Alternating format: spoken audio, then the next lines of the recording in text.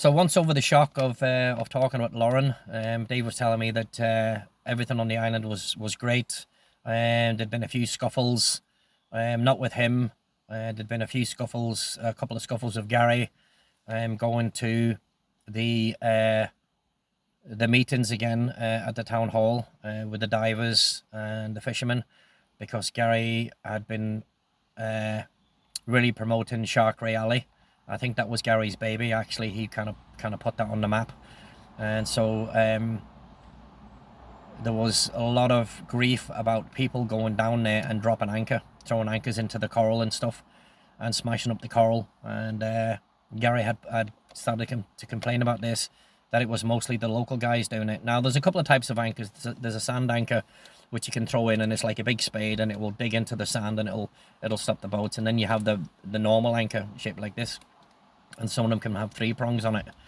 And apparently some of the younger local guys who had started to get into the diving and the snorkeling and stuff would be using these type of anchors. And Garry had seen it when he was down there. Garry had bought a big underwater camera, like a big fisheye camera, and he had started to, take underwater photography and movies of people when they were out with him for their dives and stuff, so they could take something back home.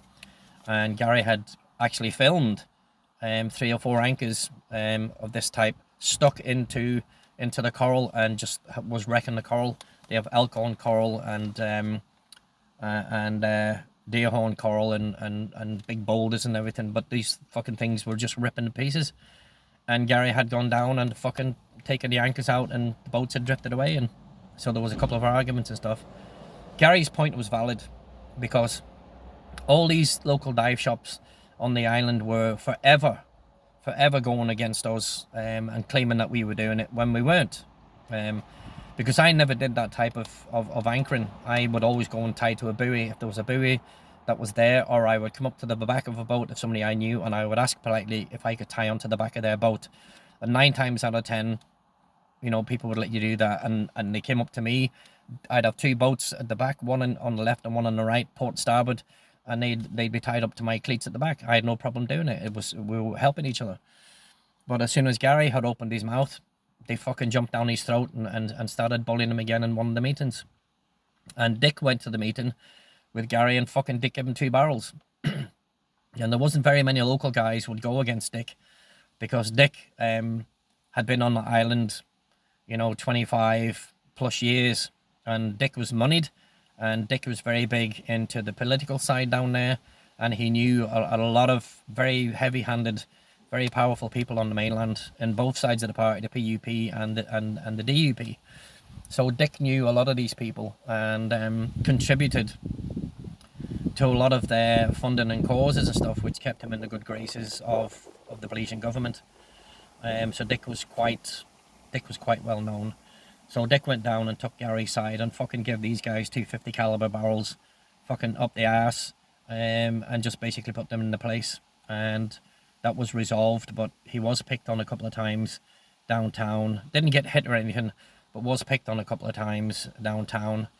And again, that didn't sit well with me. And David didn't mention who they were, but I'd had a feeling that it probably could have been Gutsy and Patojo and Sabbath and maybe a couple of other guys down there. So, I'd be back on the island soon anyway, and I'd be seen with Garry. Not, that I was anything special, but those fuckers thought that I wasn't going to come back to San Pedro, but they'd be in for a shock, because I still wanted to see fucking Sabbath. I hadn't forgot about him, and if he thought that I'd forgotten about him, then that was his mistake. I still was going to see him, and he was still going to get the fucking good news for what he had done to David. He wasn't going to get away with it. So, as they say in Ireland, we never forget. It's as simple as that. So, but anyway, it was good to chat to Dave. Dave was saying that Fiona had been on the phone with Sue and had told Sue that she started to like me quite a bit, and that she was still planning on coming up to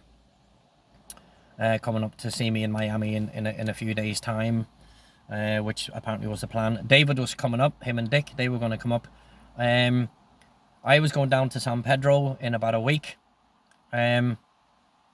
Fiona, when I spoke to her on the phone that evening, Fiona was going to come up in about 3 days' time. So I was going to take that time off just to make sure with Andy that that I could get that 3 or 4 days off or the week off, whatever she was coming up.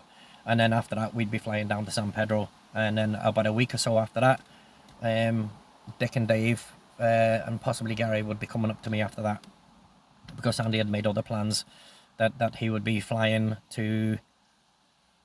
I think he might be flying back over the seas, boy, on his own, over the St. Thomas. But that wasn't really set in stone or confirmed. So, but that's usually probably what the plan was anyway. So me and Dave chatted away. Dave was all giggly like a little 5-year-old boy. It was great to hear Dave, and I was in fits of tears. Fucking the tears were flying out of me. I felt my ribs were gonna crack. I was laughing out hard, and I'm sure Andy upstairs could hear everything. Kitty looked up at me a couple of times, you know. I let out these fucking really high-pitched girly screams, just pure laughter. And there was at one point I started coughing. I couldn't breathe that much. I was laughing that hard. So, Dave's boys were getting big. I'd only been gone, I'd say, going on 2 months now, because it was coming in after the end of September. And I'd only been gone a couple of months, but it felt like I'd been gone a year. You know, Miami was so quick. Everything kind of moved so fast.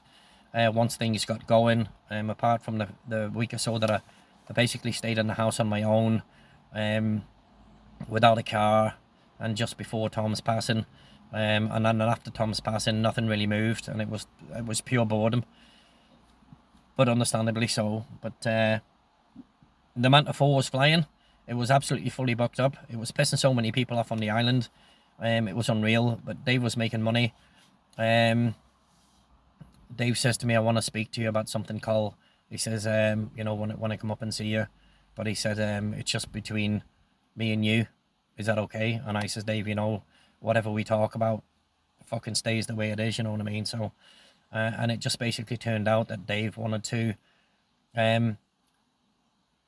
put some money in my account, in my American account, that Sue wouldn't know about, and I said that wasn't a problem at all. And I had actually opened an account not long after going up to the States with Andy, and I think it was with Citibank at the time. So yeah, so I got an account, and Dave asked me could he stash some cash in it, and I said absolutely not. And Dave knew that money would be like Fort Knox when I had it for him. It wasn't going anywhere. It wouldn't be touched until he needed it, and absolutely nobody would know about it. And that was it. So Dave said he had close to 10 grand cash for me, with the gear going out and the boat going out and all that type of stuff. So he said he had close to 10 grand US cash, which was 20,000 Belize, which was a lot of money back then. So that was really good news for me. I was ever so grateful to David, and my bank balance was getting up there. So we chatted for a little while longer, just laughing and joking away. He'd spoken to Andrew back home, and he'd spoken to BJ. He'd been on the phone to them a couple of times. David was obviously missing his brothers. Apparently BJ was going to come out in the new year. I think it was going to be March 94. So that would be great. That would be great for me. I'd be going down and I'd be spending some time with BJ, because it had been a good year and a half since I'd seen him, because he'd been on deployment with the Marines. And I think it also got a couple of punishment postings up to Benbecula in the Scottish Islands, because he'd been a bad boy. So he got a couple of punishment postings up there, and BJ was a medic in the Marines, so you know he'd be getting the good news up there. So and it would be good to see him as well. So Dave signed off. He was kind of sad at signing off, and I was, because you know it seemed like it had been ages since him and I had spoken, and it probably had only been just over a week, with prepping everything to go over to Bermuda and then going down to the Keys. I hadn't really got a chance to have a good chat with him. So Dave signed off, and we'd be catching up with each other in a couple of days again, and he would be telling Dick about Lauren and you know, whoever else knew her. So that was it was a good chat with Dave.